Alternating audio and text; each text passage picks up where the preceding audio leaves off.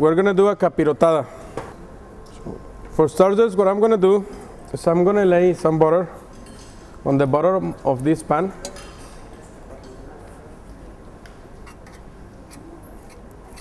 And just spread it a bit, okay?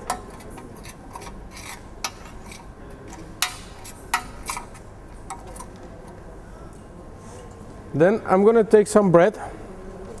You can use the leftovers that you have from your bread.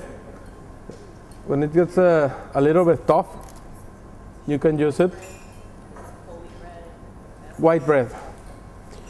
If you want to use just a store-bought bread, just toast it a bit, because we want it a little bit hard, okay?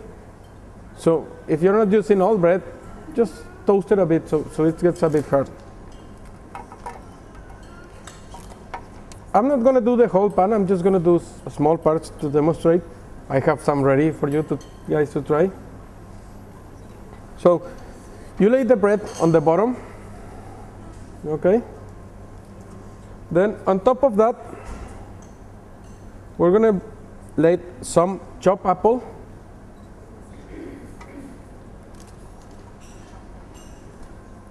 Okay. Then I'm going to add some sugar.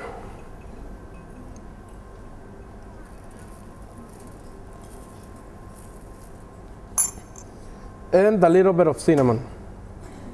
Okay. And then we just place a chunk of butter in there. Just like this.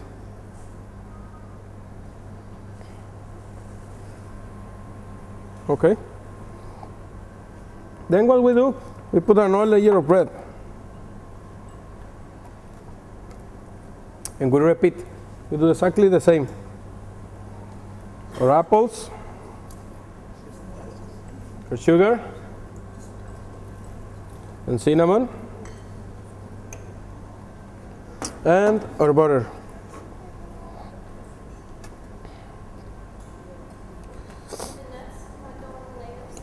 No. No, I'll tell you why. Now, you can go as high as you want. We're going to do a 3-layer capirotada. Okay? So we do another layer of bread. We do some more apple.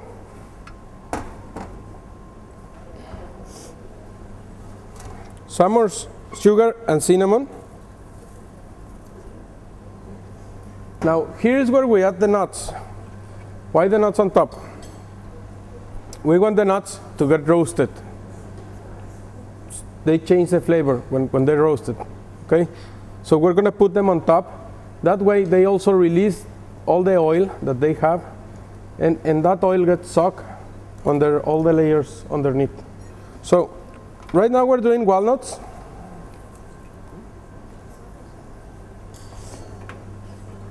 We're doing chestnuts.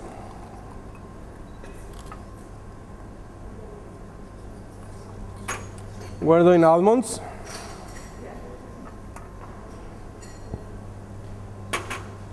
And we're doing peanuts. Here you can feel free. You can use any nuts. You can use pecan, you can use any kind of nuts.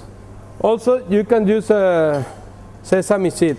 That's also a good one you can use. And I'm also going to add some white raisins to it. Okay. Right here on the top. Just to make it a bit. This is maple syrup. Okay. Now you're going to need a lot of maple syrup because we want those bread to soak up and to get soggy with all the maple syrup.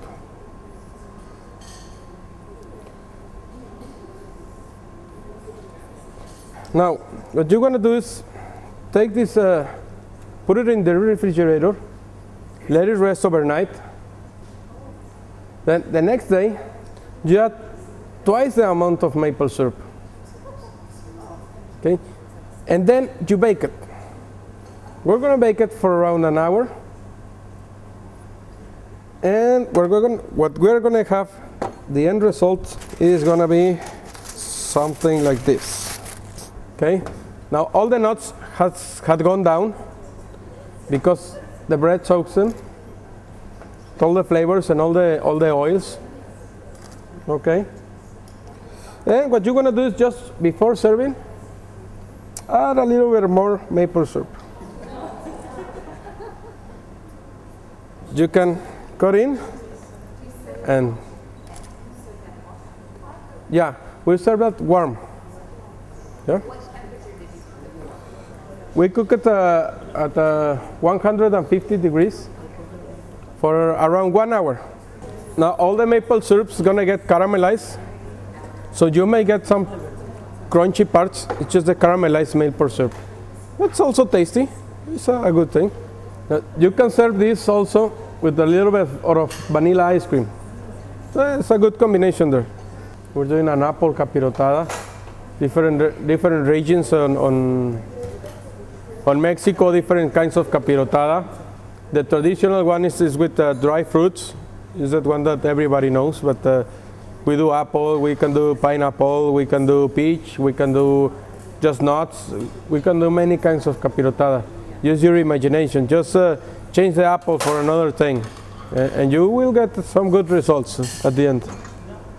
These and a lot of other traditional Mexican stuff. We're having a Mexican festival. We're having 4 menus, and we're changing them every day.